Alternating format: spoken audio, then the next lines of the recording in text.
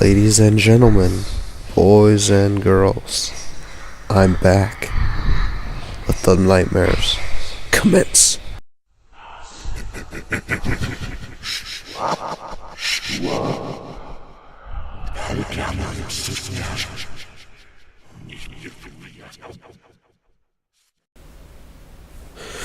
I used to go for walks along the canal next to my flat, waving to the canal boats and watching the swans.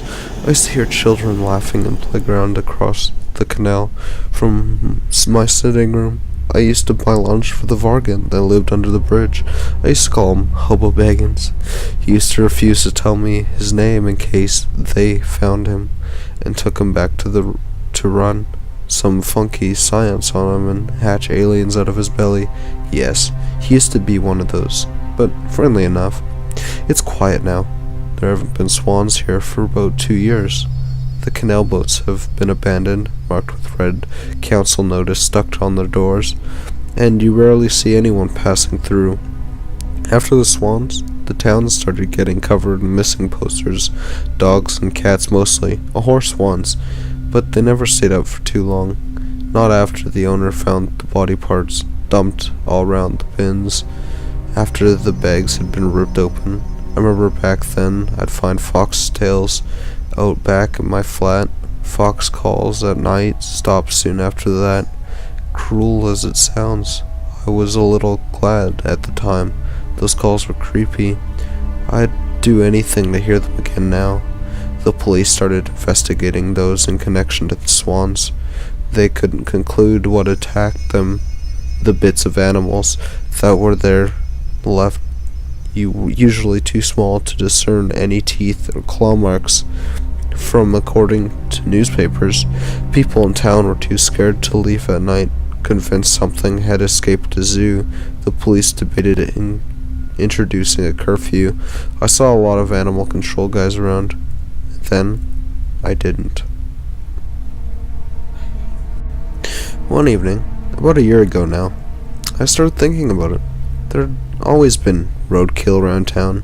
You'd often see a discarded squirrel carcass when walking through the park, bird feathers scattered around hedgerows, the remains of a duck stuck in the reeds.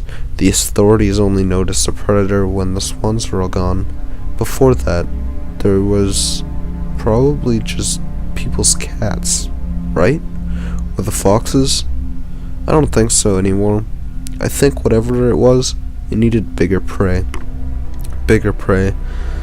I called the police that day after to report Hobo Baggins missing when I didn't see him on my usual walk along the canal. They said they couldn't do anything.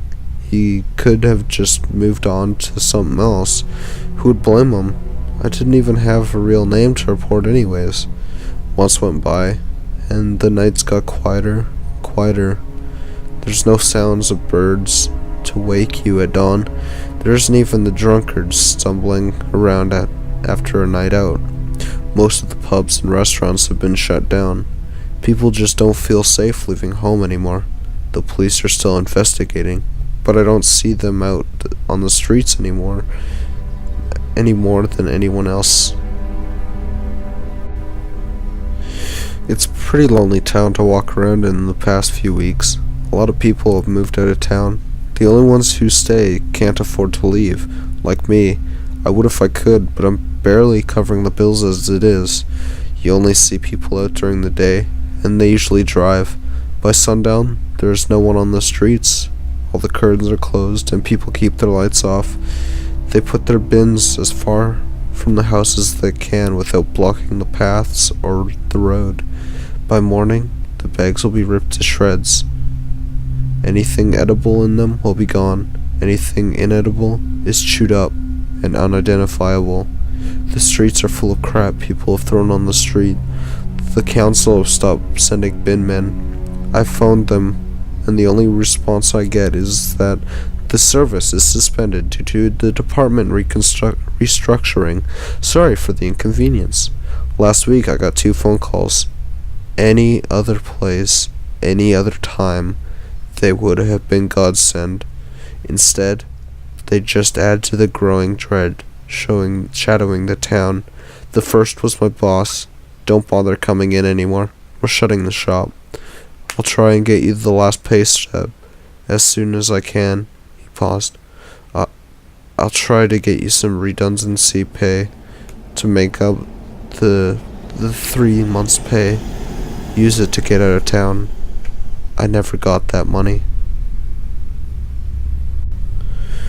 The second call was from my landlord. He just left a voicemail. Hey, I've cancelled your debit card. Don't give me any more money. I feel bad taking it.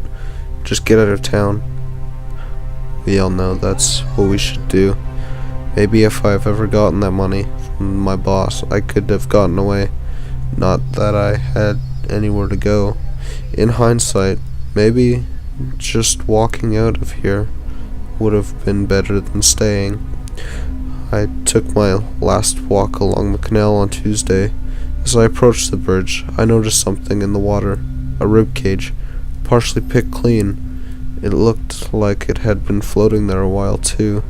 I hoped it didn't belong to who I was thinking, but I knew. You just know sometimes. I called the police. I already knew what I would hear. The officer on the end of the phone made an incident report, told me that I couldn't know who it belonged to, not to jump to conclusions. An officer will investigate. I knew no one would. We both sounded exhausted, worn down, weighed down by knowledge that nothing could be done. We went through the motions trying to maintain a sense of normality. He wouldn't tell me his real name. I was talking to my neighbor yesterday, an older gentleman. He was living here when I first moved in. He's on the same boat as me. No friends, no family, nowhere to go. Tried to convince me to leave. Pretty girl like you could get themselves far away from here. Don't need no money when you look like that. I scoffed. There's no one left here to take me anywhere. It's getting closer to houses, I said to him as we started our first floor windows over to the canal. Yeah, you hear those sounds it makes? I ain't heard sounds like that from no fox or badger, he continued to stare out the window, slowly shaking his head. Nah, they don't sound like that. I looked down out the window. The trees along the canal bank had scratches on them and broken branches, like something big had climbed up there. Did you see the window on the ground floor? Yep. It had been ripped from the frame. The brickwork underneath it had been gouged out, leaving a big gap in the wall. The inside of the flat had been trashed. Smashed furniture, blood, hair, chunks of meat, and bone all over the front room. Who lived there again? His hands trembled as he spoke.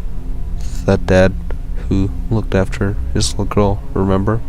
I walked her to school once when he was ill. I said nothing in my response. George, my neighbor said. I called it George. He gestured to the scratch marks outside. I was going to ask why, but why bother? What else? Last night was the worst night. The cries and howls I heard were like nothing I've ever heard. I had left my window open, but the blinds shut. It was just too warm to sleep. Just as I was drifting off, I heard heavy footfalls and a snorting sound. I froze, terrified. I could feel my eyelids peeling back into my skull, and my whole chest felt cold with fear. My legs and arms retracted into the fetal position.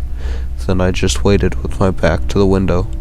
After several minutes, the whole room shook as a heavy thud hit the wall behind me. A growl reverberated through me as the scraping sound started.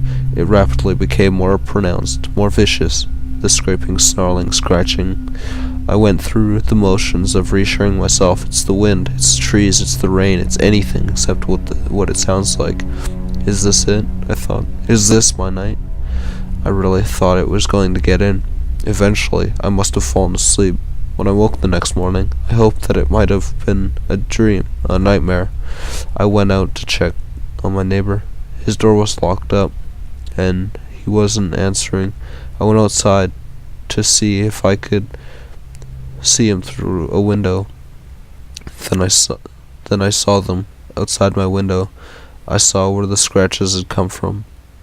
Big foot, long scars. Under my window.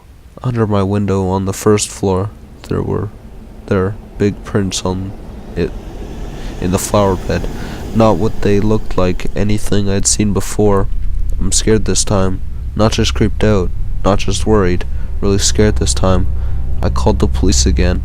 I didn't even get an officer, just an automated message.